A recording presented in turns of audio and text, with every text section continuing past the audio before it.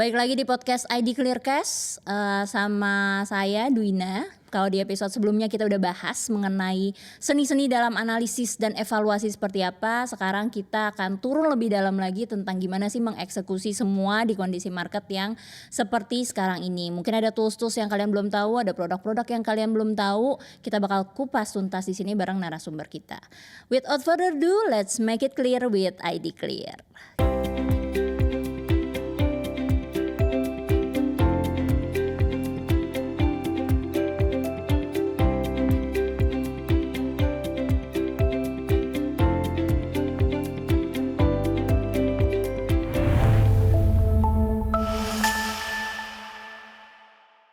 Kita kedatangan Mas Kenji.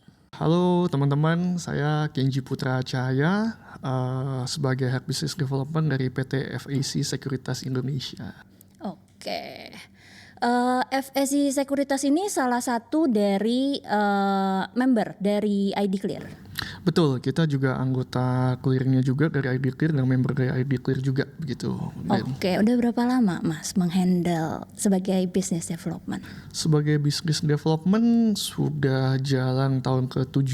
Jadi memang waktu itu karena hobi juga nih untuk educate people, juga sering diajak teman-teman dari regulator, juga dari SRO, Bursa, ID Clear, KSI dan OJK untuk ya sharing ilmu, sharing terkait pasar modal dan produk-produknya juga, baik di dalam kota, sering juga di luar kota. Jadi cukup panjang juga sih udah perjalanannya. Berarti udah ketemu dengan berbagai macam tipe investor dong ya. Lumayan. Selama 7 tahun itu dari pengalaman Mas Kenji sendiri, yang dilihat dari tipe-tipe investor berdasarkan produk-produk yang ada juga gitu. Kalau Mas Kenji melihatnya ada nggak sih kesempatan-kesempatan, karena kondisinya sekarang kan kalau kita sama-sama tahu lagi bearish to sideways ya, Betul. kurang lebih lah ya gitu. Gimana sih caranya supaya kita bisa mempertahankan si portfolio di kondisi yang seperti itu? Oke. Ada produk-produk yang menarik nggak gitu? Ini pas nih. Jadi sebenarnya kalau kita ngomong secara konsep investasi, tentunya kita harus punya kerangka berpikir yang bagus dulu nih. Dalam arti jangan gampang terbawa sentimen, terbawa arus. Ini biasanya buat FOMO ya, FOMO. Buat FOMO nih teman-teman, hati-hati jangan sampai terbawa. Jadi sama kita sudah ada kerangka berpikir yang cukup matang, utamanya mindset lah. Kita sering jokes gitu, apa soal mindset nih misalkan nih. Tapi penting banget di market gitu untuk ngelihat potensi bukan ketika market lagi bagus-bagusnya, lagi hijau-hijaunya, atau lagi bullish-bullishnya enggak. Tapi ketika sideways ataupun lagi bearish. Nah di situ diuji apa yang kita pelajari. Mulai takut soalnya biasanya Mulai kan. takut, over fear juga, panic selling, berbagai macam lah. Nah, utamanya sih sebenarnya kalau dari investor khususnya itu harus tahu profil resikonya, sesuaikan dengan strateginya. Oke. Jadi ada orang yang tidak cocok untuk trading jangka pendek karena mungkin dia profil resikonya moderate gitu ataupun lebih konservatif. Jangan pilih opsi-opsi instrumen, ataupun kalau katakanlah kita di saham secara spesifik, jangan pilih saham-saham yang mungkin goalsnya lebih untuk jangka pendek gitu. Jadi harus sesuaikan dulu nih biar nggak salah tujuan gitu. Karena ketika orang contoh lagi sideways gitu, nah kita bisa manfaatkan momentum lihat saham-saham yang mungkin harganya itu cukup menarik, punya basis fundamental kuat gitu. Nah itu bisa kita lihat nih kira-kira yang secara valuasi masih menarik mana, yang secara teknikal dan fundamental baik mana gitu. Itu kita masuk. Atau mungkin ketika bearish gitu. Jadi disiplin juga untuk bisa stop loss. Nah, itu take notes teman-teman, itu sangat penting betul. Bukan ketika cuan doang. Jadi itu biasanya yang susah di situ. Itu. Nah kalau produk sendiri sebenarnya banyak. Tentunya kalau kita ngomong spesifik di capital market, pasar modal dan saham sendiri, sahamnya aja nih udah ratusan. Betul. Jadi dan itu beda-beda nih. Gak mungkin baca yang satu-satu juga kan? Tidak mungkin baca yang satu-satu, dan juga terkadang ada saham yang mungkin cocok secara fundamental, dia defensive stock kuat. Mungkin secara pergerakan harga enggak yang volatile yang kayak roller coaster, tapi stabil. mungkin dia kasih dividen bagus gitu. Nah itu bisa di hold untuk menengah ke panjang. Ada yang cocok untuk trading jangka pendek. Nah itu cocok. Jadi kan orang biasanya, saya kalau nggak bisa trading dengan market kondisi kayak gini, saya idle dulu deh portfolio saya gitu. Nah itu kalau memang portfolio sudah diplot fungsinya untuk itu gitu, itu menarik. Kita bisa lengkapi misalkan orang yang save saham-saham yang mungkin high dividend, dia bisa nunggu sambil harga sahamnya atau market membaik, dia nunggu, dia bisa dapat dividen dulu. Dan juga ada lagi produk-produk seperti contohnya PME. Oke. Nah ini belum banyak orang tahu banget gitu, padahal ini produknya bagus. Jadi sambil kita dapat dividen, portfolio kita yang posisinya idle atau sideways secara harga lah, let's say gitu, itu bisa make return juga. Jadi portfolio tetap produktif walaupun market lagi sideways ataupun bearish bahkan. PME sendiri emang di Indonesia tuh udah dari kapan sih Mas? Karena kan kalau nggak salah PME ini kalau di luar negeri salah satu $1 million produk lah ibaratnya gitu kan. Kalau di Indonesia memang udah dari kapan? Kalau di Indonesia, di pasar modal Indonesia sebenarnya sudah cukup lama ya, dari beberapa tahun yang lalu itu sudah cukup ada gitu. Cuma memang belum banyak yang tahu. Belum banyak yang tahu. Jadi orang rata-rata baru tahunya itu kalau saya investor yang konservatif, risk appetite-nya ataupun moderate, saya mau simpan saham yang kinerjanya bagus secara historical, fundamental kuat, Udah diemin aja dividen, gitu kan. Diemin aja, cuma tahunya dividen. Ya. Nggak tahu ternyata sambil nunggu itu, sambil kita tetap dapat dividennya, kita bisa menjadi lender, terdaftar sebagai lender atau yang meminjamkan saham kita. Dan itu terkadang itu kalau based on yang saya alami ya bersama nasabah-nasabah yang di kami juga, banyak yang takut karena dengar wah saham saya dipinjam. Kalau nggak balik gimana? Kalau nggak gitu balik kan, gimana? Apakah nanti kalau pas lagi dipinjam bagi dividennya bagaimana? Nah itu banyak ketidaktahuan yang menyebabkan mereka jadi fear untuk instrumen atau produk baru yang menurut saya cukup bagus ini. Sebelum kita mendalami tentang si produk PME ini, jadi sebenarnya investor yang cocok untuk memulai menggunakan produk PME ini tuh investor yang seperti apa sih Mas? Oke, jadi kalau secara profil ya, kalau saya lihat ini PME ini memang cocok digunakan untuk investor-investor yang memang bukan trading jangka pendek, lebih cocok gitu. Karena ketika meminjamkan memang ada hak recall ya untuk memanggil kembali nih pinjamannya gitu di saham-sahamnya. Bisa ditarik balik? Bisa, jadi sebenarnya aman banget gitu. Dan juga cukup oke lah, dalam arti secara bisnis juga bagus. Nah tapi memang lebih cocok ini sebenarnya untuk teman-teman yang profil resikonya itu yang hold saham ataupun mungkin dia swing trade, cyclical, ngambil saham-saham yang siklusan, yang masuk ketika sebelum musim laporan keuangan, masuk pas laporan keuangan nanti sekian bulan kemudian baru kita lepas. Nah itu cocok banget sebenarnya. Jadi tidak spesifik memang untuk yang jangka menengah ke panjang, tapi lebih suitable dan cocok ya kalau saya bilangnya untuk yang profil resiko menengah ke panjang dan time horizonnya lah. Berarti buat kalian yang profil resikonya menengah panjang wajib dengerin sampai selanjutnya nih. Kita dalamin dikit Mas tentang si produk PME ini. Tadi kan sempat disebut berarti ada lender, ada borrower. Betul. Lender adalah mereka yang meminjamkan. Ada persyaratannya nggak untuk jadi lender? Oke, kalau persyaratannya itu kalau saya bisa ngomong mungkin scope yang di FAC Sekuritas lakukan selama ini. Kalau ini persyaratannya sebenarnya sangat simple. Cuma perlu menandatangani persetujuan nasabah sebagai lender PME. Cuma itu doang. Dokumennya pun nggak tebal-tebal, jadi mau dibaca setiap pasalnya pun masih nyaman di mata. Kadang-kadang kan biasanya kalau dokumen perjanjian TNC panjang lebar keburu udah saya sign aja deh. Nah, ini enggak, ini clean and clear, prosedurnya pun sederhana, jadi nggak yang complicated, sesederhana itu sahamnya dipinjam oleh ID Clear, yang minjem juga bukan kaleng-kaleng, bukan orang yang kita nggak tahu siapa, tapi yang meminjam dari sisi PM ini ada ID Clear. Jadi saya selalu assure ke nasabah ini sangat aman. Tentu dong kita let's say nggak usah saham, misalkan kita pinjam 100 dong gitu kan, kita juga lihat siapa yang minjem. Betul. Teman aja bisa nggak balik kan? Betul, kalau ini kita nggak takut karena dijaminkan juga kan. Sama ID Clear. Oke. Sebagai lendernya sendiri ada minimum nggak harus punya berapa banyak portfolionya dulu gitu baru boleh dipinjamkan gitu? Ini yang menarik. Jadi PME ini kan juga berevolusi seiring waktu gitu ya. Jadi seiring waktu ini kita sering diundang FGD juga dari pihak sekuritas dan pelaku pasar juga diundang untuk discuss apa yang kita bisa improve dari sisi ID Clear, utamanya untuk bikin PME ini lebih atraktif buat nasabah. Mulai dari benefitnya, rate returnnya, di increase terus, jadi nasabah juga makin tertarik, dan juga kemudahan pendaftarannya. Nah itu banyak, termasuk jumlah. Jadi sekarang ada jumlah minimumnya untuk ketika orang mau jadi lender nih, hitungan per lembar saham pun kan sebenarnya juga bisa tergantung kebutuhannya berapa banyak gitu. Jadi nggak spesifik, saya harus punya saham X 1000 lot atau 200 lot, enggak. Jadi kadang kebutuhannya pun bervariasi, mulai dari yang sedikit sampai yang banyak banget ada.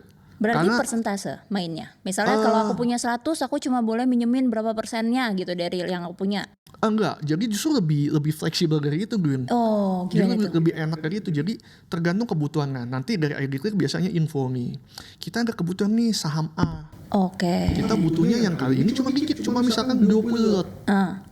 Itu bisa aja, atau misalkan 2 lot mereka lagi butuhnya gitu.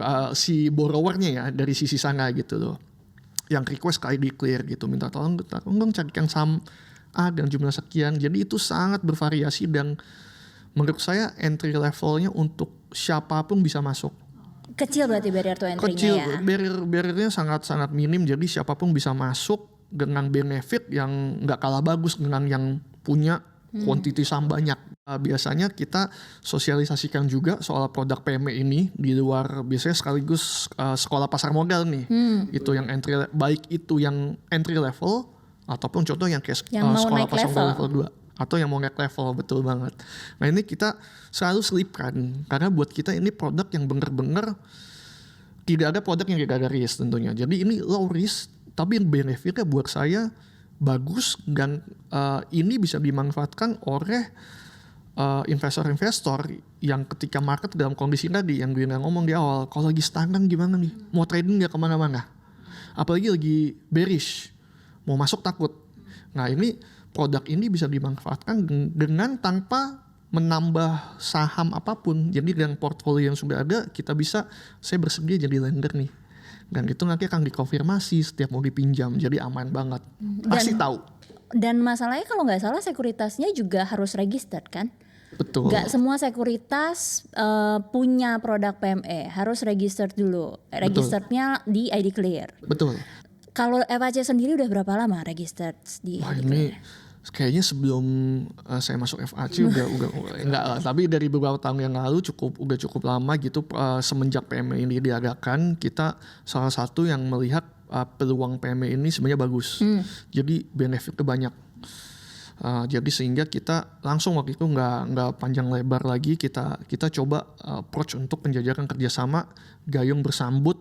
Dari teman-teman ID Clear pun sangat responsif, jadi bahkan datang ke kantor nih. Jadi mereka yang sosialisasi. Sekalian ngecek itu Mama. Sekalian ngecek ya. Padahal kopinya enakan ID Clear ya gitu ya. Jadi mereka datang, mereka sosialisasi produk-produknya tuh seperti apa gitu, bahwa benefitnya apa aja. Jadi banyak juga pertanyaan-pertanyaan yang sifatnya kritikal di situ. What if? Kita kan juga baru tahu waktu itu kan. Jadi kita approach, ternyata yang pasti kita concern ada dari sisi nasabah dulu nih. Kekhawatirannya. Bisa gak nanti dipinjam saya recall balik, berbagai macam gitu. Jadi dan penyampaiannya juga oke, sehingga waktu itu kita launch sebagai salah satu core produknya kita di FAC sih. Oke, jadi sekali register malah langsung ini aja core produk kita gitu ya. Kita gaspol untuk pasarkan lah ke market. Dari pengalaman Mas Genji ketemu sama investor-investor ini, ketika karena kan PME sendiri yang tahu juga sedikit kan. Padahal tadi juga Mas Genji sebut sebenarnya secara produk tuh bagus gitu. Kebanyakan mereka khawatirnya apa sih Mas sebenarnya? Oke, worry-nya nasabah biasanya yang cukup common ya, kalau yang saya jelaskan. Yang minjem siapa nih? Aman gak ya? Saya kan gak kenal siapa yang minjem, nanti gak dibalikin lagi. Gitu. Nah itu kita jelaskan. Jadi kalau dari sisi lender yang difasilitasi dengan ID Clear, peminjamnya itu ID Clear. Gitu. Jadi mereka mewakili borrower. gitu sebagai bridging di tengah, dan yang menurut saya ini position yang bagus.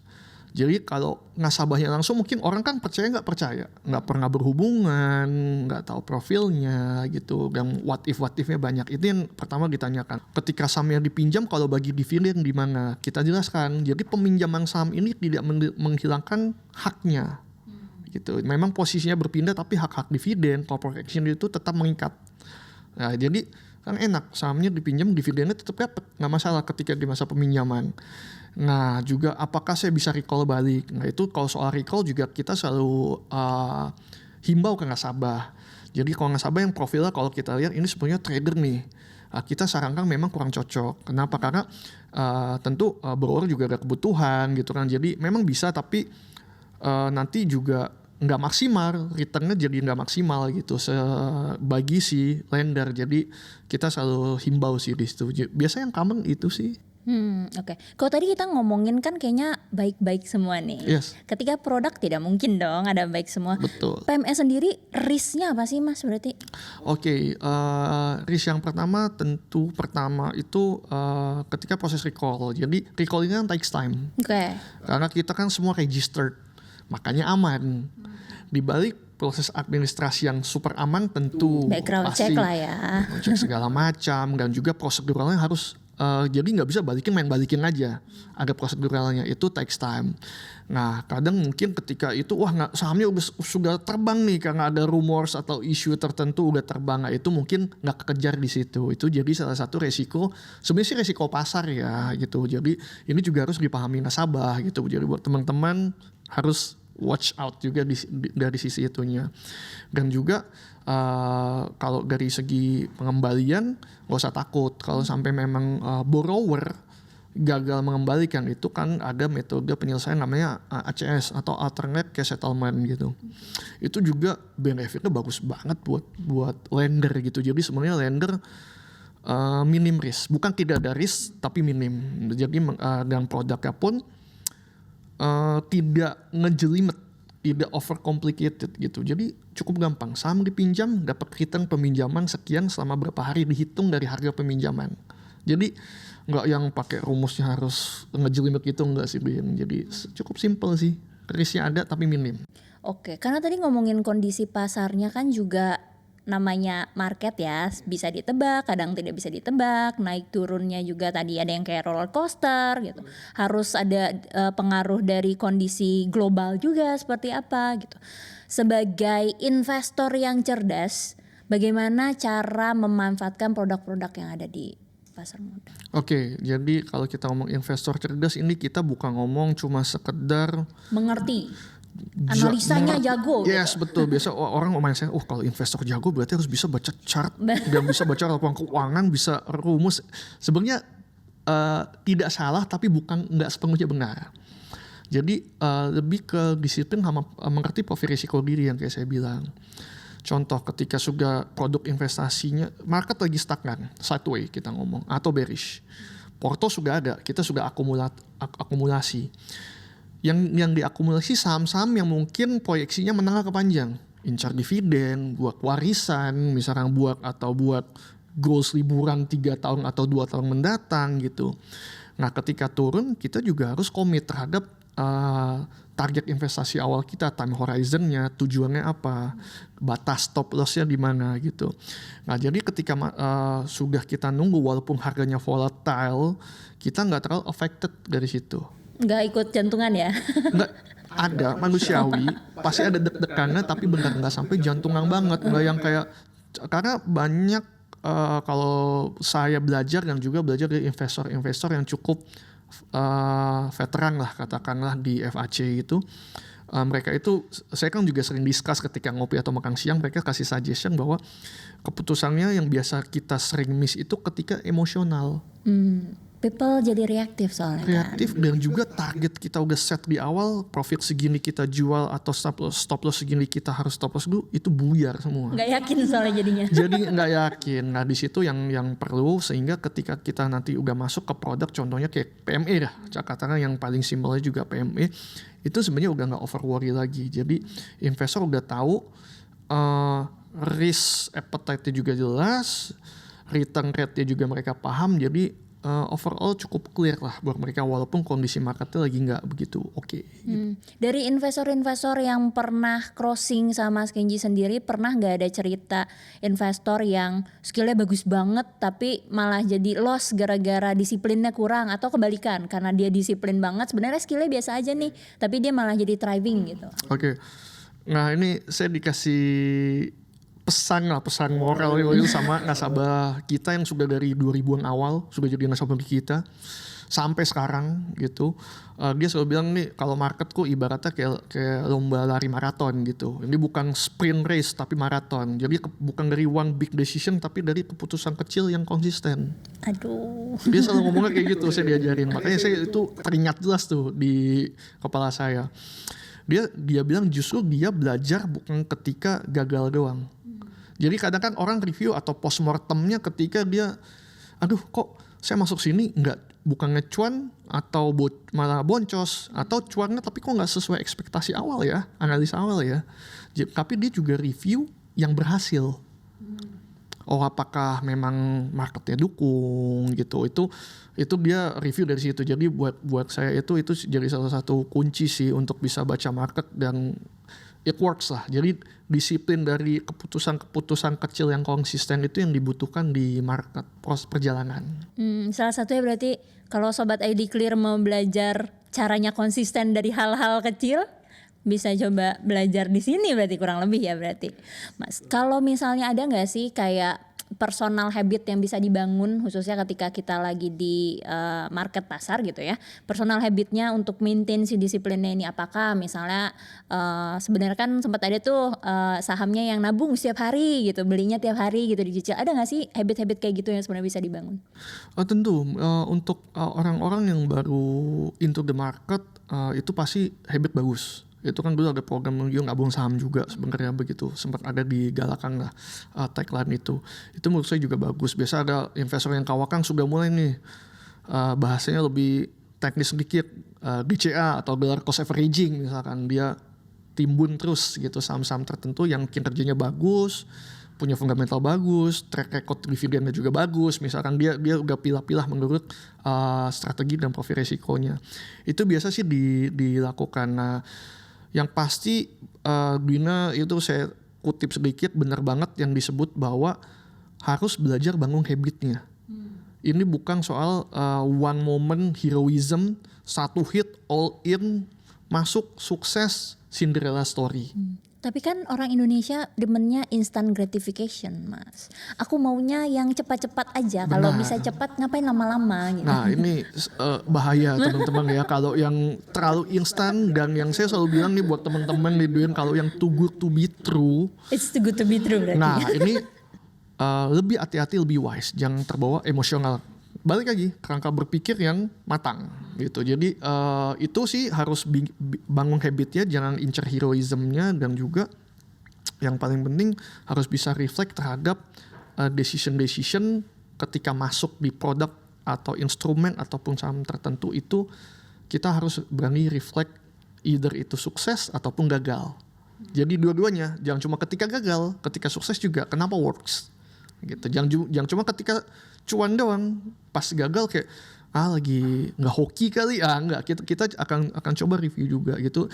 Itu habit-habit yang dibangun seperti itu yang bisa jadi jangkar kita nih. Kalau ibaratnya market nih lautan, nah kalau lagi tenang enak, ombaknya bagus, bisa pakai surfing, itu oke gitu. Tapi kalau lagi terombang-ambing terhadap volatilitas pasar yang kadang itu datangnya dari makro, geopolitik, dari market-market luar gitu, keputusan ekonomi baik itu domestik ataupun luar negeri, itu bisa jadi jangkar kita supaya kita tuh nggak FOMO ataupun nggak over fear. Nah itu sih.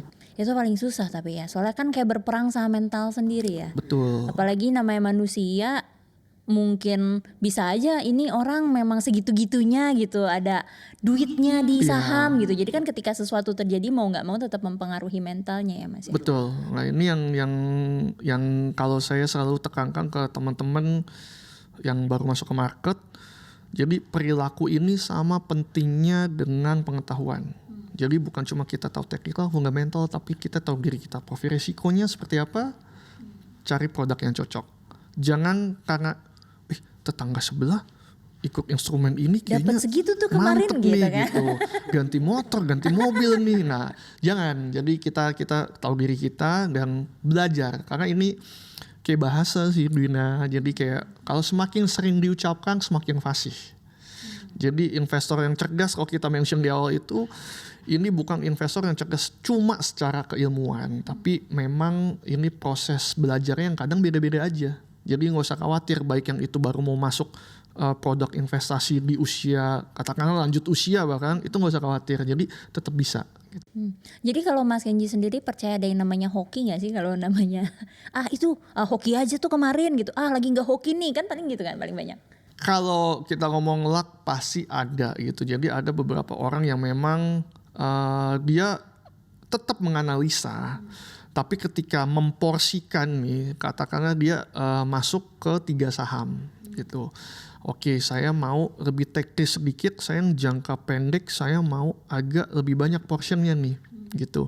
Nah, pas itu adalah sentimen-sentimen yang muncul belakangan atau news gitu. Wah, misalkan ini mau ada diakuisisi PTA nih, itu sehingga, dan itu konkret ya, bukan cuma katanya atau baru rumors, itu konkret. Nah, ternyata membuat minat market tinggi terhadap saham itu, naik. Jadi faktor itu tentunya ada gitu, tapi bukan jadi acuan apakah kita mau masuk produk atau investasi tertentu. Atau kadang feng shui atau feeling saya lagi di sini, nah itu jangan teman-teman ya, tolong.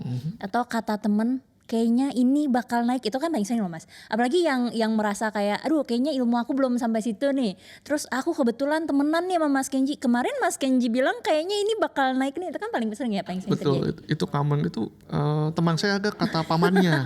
Jadi wah ini saudara nih, bahkan bukan teman lagi, saudara. Percaya dong, gitu. pasti dong. Iya pasti percaya dong. Nah ini yang saya udah wanti-wanti pertama gitu. Memang nggak apa-apa kalau mau masuk, tapi memang tahu juga gitu at least. Kalau nggak sedalam itu, tapi paham ini sahamnya apa, misalkan contoh kinerjanya gimana, teknikalnya gimana, fundamentalnya gimana, dan yang paling penting kamu masuk ke sini targetnya apa sih?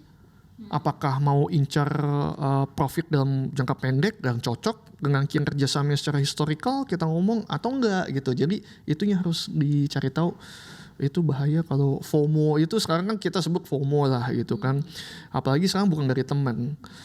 Kalau zaman saya dulu mulai kuliah SMA itu masih minim informasi pasar modal. Wah sekarang di mana-mana. Sekarang kebalikan. Yang nggak ngerti terlihat mengerti di sosial media, bukan? Jadi ini yang sekarang itu yang susah itu kita harus filternya sebagus mungkin. Jadi cari sumber kredibel, cari yang memang dia by data, bukan by drama. Nah ini penting nih, buat teman-teman koleknya based on data teman-teman, bukan based on drama. Soalnya kadang-kadang yang drama lebih menarik, karena di algoritma kan langsung muncul tuh biasanya. Betul. Tapi kalau sumbernya kredibel dan dia pun ketika bukan suggest ya, sepertinya dia mereview gitu, memberikan POV terhadap produk atau saham tertentu itu based on data yang juga memang kita bisa cek sama-sama nih.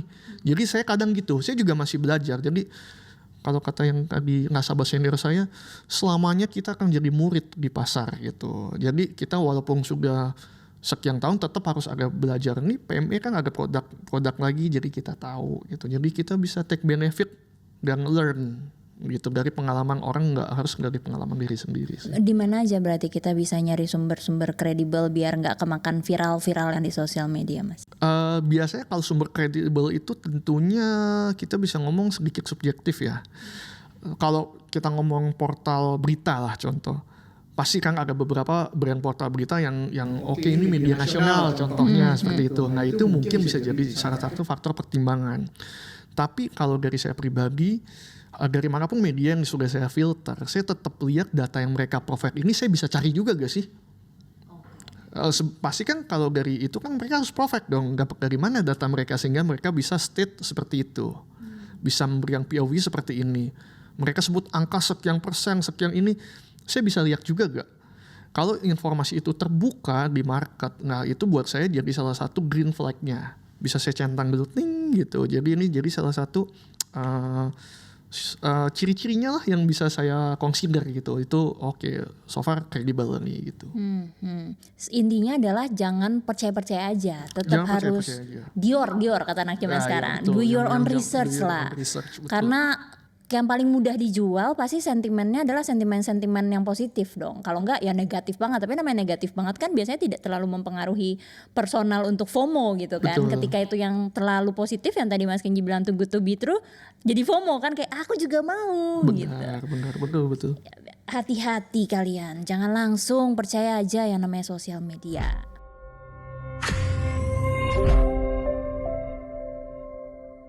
Kita menjawab dulu. Nama segmennya adalah Ask the Cast. Oke, siap. Kita menjawab pertanyaan dari netizen. Pertanyaannya, apakah PME bisa dilakukan oleh investor retail? Kalau bisa gimana caranya? Oke, menarik. Justru ini sangat bagus untuk investor retail. Jadi yang bergabung di FAC ini majority itu justru investor retail. Oke. Jadi ini segmennya beda, saya boleh story dikit gini. Boleh dong. Ini ada bukan fun fact, fun story. Jadi ada satu ibu-ibu yang gabung di PMI ini sudah sekian tahun, portfolio multiplier-nya cukup bagus. Dia tidak jualan sama sekali, cuma jadi lender. Oh jadi cuma nahan aja produknya Cuma itu lender, terus karena dia nyimpen-nyimpen. mau untuk persiapan retirement-nya. Oh. One day datanglah ibu ini sama anak-anaknya, waktu itu saya lupa 2 atau 3 orang gitu. Udah cukup berumur juga anak-anaknya, bahkan datang ke kantor kita mau tutup account. Kita bingung dong. Oh ternyata usut punya usut, mereka nggak tahu saham ini apa. Mereka nggak familiar, apalagi produk PME-nya. Kita bikinlah sesi PME dan penjelasan sekolah pasar modal dadakan. Setelah itu mereka justru ya tentu kan kita kembalikan ke nasabah bagaimana apakah ini memang sudah mau jadi warisan atau enggak. Ternyata katanya, oh kalau gitu nggak usah Pak, kita lanjut aja katanya. Soalnya produknya bagus, setelah saya dijelaskan dan transparan, kita dapat report kalau dipinjam efeknya segala macam, dividennya juga ada reportnya, kayak oh bagus. Ternyata ketika bertemu langsung dengan ibu tersebut, itu saya baru tahu. Jadi yang menyiapkan produk investasi beliau ini suaminya dulu. Oh, Ya so gemes. sweet juga nih. Jadi dulu itu zaman dulu ketika market itu mungkin segmented ya. Ini dia sudah disiapkan nih oleh suaminya. Jadi itu fun story-nya, dan sekarang masih lanjut, anak-anaknya bahkan buka account lagi mau jadi lender PME juga. Oh, tapi itu another level Mas. Ketika berhasil meyakinkan ibu-ibu. Itu another Ini level. ibu-ibunya juga Karena hebat ibu-ibu juga sih. paling susah diyakinkan. Dari story itu sebenarnya berarti kalau investor retail ini sebenarnya mereka bisa banget dong untuk menjadi atau membeli produk PME ini kan. Yes, Ada bisa banget. turunannya nggak sih Mas produk-produk PME itu? Kalau produk PME memang ada, kalau saya mungkin nggak bilang turunan ya, tapi varian ya. Jadi ada, ini editor juga menurut saya bagus banget. Mereka improve nih. Jadi produknya diimprove supaya lebih bisa menyasar berbagai kalangan juga, mulai dari kemudian misalkan yang saya tahu itu mereka sedang ada project PME online juga, nanti bisa lewat aplikasi, itu kan advance ya gitu, lebih advance gitu. Dan juga ada PME bilateral yang antar entitas gitu juga ada gitu. Jadi banyak sih, tapi yang paling common digunakan itu PME reguler. PME reguler itu very friendly product untuk sobat-sobat retail di luar sana, itu bagus banget.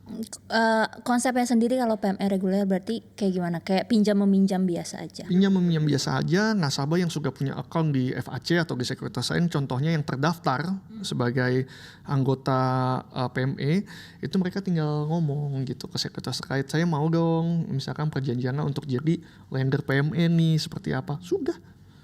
Langsung ketika besok ada misalkan sahamnya kebetulan yang dicari nasabah tersebut punya dan jumlahnya pas, kita akan tanya, Bu ini mau ada peminjamannya gitu, saham ini jumlahnya segini selama periodenya berapa hari, seperti itu. Jadi sebenarnya tadi kalau Mas Kenji udah bilang PME ini sebenarnya cocok buat orang-orang yang risknya moderat. Untuk mereka yang agak konvensional juga sebenarnya masih masuk kan ya? Sangat masuk. Justru Sangat masih banget. masuk karena kan ibaratnya daripada si sahamnya ini diem aja karena mungkin tadi kondisi marketnya juga lagi nggak bagus, ya dipinjemin aja gitu Bener. sebenarnya. Nextnya berarti kalau aku mau jadi lender, apa yang harus aku siapkan? Mulainya dari mana? Apakah bisa aku langsung ke sekuritas bilang aku mau jadi lender dong gitu? Oke, kalau sudah punya rekening sahamnya dan sudah ada sahamnya, tentu karena kita ngomongkan pinjam meminjam efek, pinjam meminjam efek, ada E-nya efek. Nah itu tentu udah bisa. Jadi kalau buat teman-teman yang belum, ya monggo silakan buka rekening saham di sekuritas-sekuritas yang bisa di cross check juga, ditanyakan ke sekuritasnya apakah tergabung sebagai member PME gitu. Jadi kalau sudah ada buka akunnya, beli sahamnya, sudah bisa terdaftar, memanfaatkan benefitnya ketika saham itu nanti dipinjam. Di FHC sendiri ada menu khususnya nggak kalau khusus si produk PME ini? Kalau menu khusus di aplikasi kita memang sekarang belum ada, tapi kita selalu sematkan juga di sosial media kita, di setiap event sekolah pasar modal, baik itu kerjasamanya dengan Bursa dan OJK, di FGD, di investor gathering, di galeri investasi di kampus-kampus, baik yang syariah ataupun non syariah, itu kita selalu pasarkan karena buat kita mau memberikan experience kepada investor itu produknya itu low risk tapi returnnya cukup oke gitu. Jadi bahkan kalau secara rate biasanya harusnya di atas deposito ya kalau yang info saya terakhir itu. Jadi good product with low risk. Jadi itu kan yang menurut saya entry level yang bisa di reach nasabah. Mereka nggak over takut dulu gitu. Karena gitu biasanya kan mindsetnya low risk, low return, high risk, high return. Prinsip ekonominya betul gitu kan? biasanya. Ternyata betul. ada nih yang low risk tapi returnnya masih termasuk oke Good enough. kok gitu untuk Betul. ukuran low risk gitu Yes. ya. Terakhir nih mungkin ada nggak saham-saham yang berpotensi di PME kalau menurut Mas Kenji? Nah, kalau saham ini sebenarnya tidak spesifik mengikat satu atau sekelompok saham tertentu. Karena demand dari kebutuhannya sendiri dari borrower nih, itu sebenarnya masih sangat banyak. Justru lendernya yang kurang. Makanya kita dan sekuritas anggota PME lain itu kita harus aktif gitu. Kita aktif untuk memasarkan produk PME ini. Tidak mengikat ke saham-saham tertentu harus yang Harus well punya known, apa gitu. enggak harus yang kapitalisasi besar, big caps atau yang masuk indeks MSCI segala macam, tidak. Karena kebutuhannya pun beda-beda. Ada kebutuhan saham yang mungkin kita jarang dengar itu sahamnya, tapi ternyata dibutuhkan. Gitu. Apalagi kan nanti produk di capital market juga tumbuh, ada short selling, ada IDSS, intraday short selling, itu kebutuhannya akan sangat banyak lagi gitu. Jadi sebenarnya kuenya masih besar buat nasabah-nasabah yang mau jadi anggota nih, sebenarnya momentum bagus nih jadi untuk masuk gitu. Jadi tidak spesifik mengikat sahamnya apa atau jumlahnya berapa, karena kebutuhannya pun bervariasi dari yang paling kecil sampai yang besar gitu, dan termin waktu peminjaman pun juga bervariasi. Ada yang singkat mungkin cuma sehari, ada yang bisa mungkin dari awal seminggu habis itu extend, atau sebulan atau itu extend, itu bisa aja. Jadi fleksibel banget sih. Ada listnya nggak sih di mana kita bisa ngelihat borrower tuh sebenarnya lagi banyaknya pengen minjem untuk saham apa gitu, itu tuh ada datanya atau listnya bisa kita cek di mana? Setahu saya itu memang dari ID Clear itu biasa ada rekapnya ya. Mereka kan juga proses untuk data-data marketnya gitu. Jadi untuk specific list dan numbersnya mungkin mereka yang lebih paham gitu. Tapi biasanya untuk kebutuhan retail itu ya tadi itu. Kadang sih nggak pernah dengar sahamnya, tau-tau mau dipinjam gitu dari ID Clear, dan itu menurut saya itu jadi salah satu study case yang bagus juga gitu. Jadi kita nggak perlu saham-saham, ya tentu saham yang well known kinerjanya bagus biasa sama dengan harganya agak pricey gitu. Pricey bukan berarti mahal ya, gitu, valuasinya sudah sekian. Jadi banyak sih yang bisa dimanfaatkan dari berbagai variasi produk. Intinya adalah potensinya besar ya. Potensinya Gak masih besar harus banget. mereka-mereka yang punya saham-saham well known aja, bahkan saham-saham yang mungkin baru dengar pun tadi ada nih yang meminjam gitu kan. Banyak banget. Dan mungkin sekarang secara porsinya masih lebih banyak borrower, padahal sebenarnya banyak yang berpotensi untuk jadi lendernya. Betul banget. Oke, so buat kalian nih Sobat ID Clear yang punya saham-saham yang didiemin aja, biar nggak diem aja di rekening sahamnya kalian, mungkin bisa kontak ke sekuritas-sekuritas yang kalian gunakan, atau kalian cek dulu sekuritasnya udah member atau belum sebagai PME di ID Clear. Dari situ nanti kalian bisa tahu nih saham apa yang mesti kalian kira-kira lihat lagi. So intinya adalah dengan kondisi market yang sekarang, salah satu tadi yang sempat dibilang sama Mas Kenji adalah disiplin. Jadi penting, mulai dari hal kecil dulu, dibiasakan disiplin, baru dari situ kalian mungkin bisa punya habit yang bagus. Dan ketika habitnya udah terbentuk, baru kalian cari diversifikasi produknya, apa yang sesuai sama kalian, tahu risk profile-nya kalian. Dan ketika kalian merasa risk profile kalian cocok dengan produk PME, baru kalian bisa cari tahu lagi lebih dalam tentang PME. So buat kalian khususnya yang long term holder nih biasanya kan, banyak diem-diemin doang, portfolionya lumayan, tapi pengen mengconsider untuk menjadi lender tapi yang secure. Karena tadi dijamin sama ID Clear, ini bisa jadi so-called passive income ya Mas Kenji ya secara nggak langsung? In a way ya, jadi returnnya ada dengan posisi kita tidak perlu jual sahamnya langsung. Betul. Jadi sahamnya tidak hilang dari portfolio. Dari percakapan tadi sebenarnya kurang lebih kita mesti tahu dulu nih kondisi market sekarang kayak apa, dengan kondisi market seperti sekarang, strategi apa yang udah sesuai, tahu juga risk profile-nya kalian.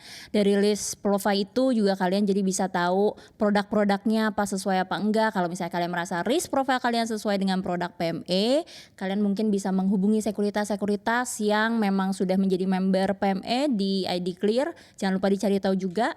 Kalau misalnya kalian mengconsider, kalian khususnya long term holder dengan portfolio yang sebenarnya lumayan, tapi balik lagi nggak harus portfolio yang well known aja.